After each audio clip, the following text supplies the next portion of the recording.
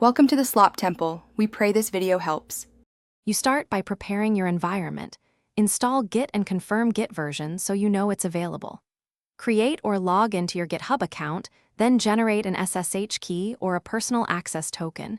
Choose SSH for convenience, PAT when SSH is restricted.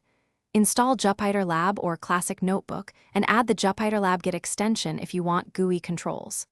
Once done, configure Git user, name and user, email so your commits are attributed correctly, and you can push changes. Now you link your local notebook environment to GitHub by cloning the repository into your Jupyter workspace. Run git clone or use the Jupyter Lab Git panel. Make sure origin is set and visible with Git remote v and switch to the branch you need. Open and edit notebooks. When ready, stage files with git add, write clear commit messages with git commit m, and use git status frequently to track changes.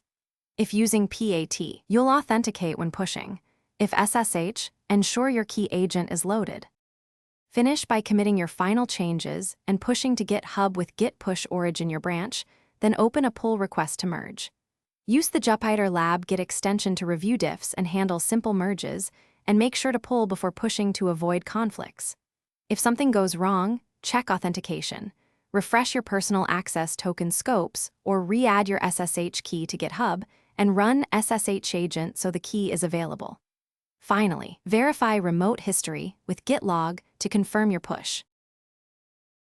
Thanks for watching. Consider subscribing if we helped you.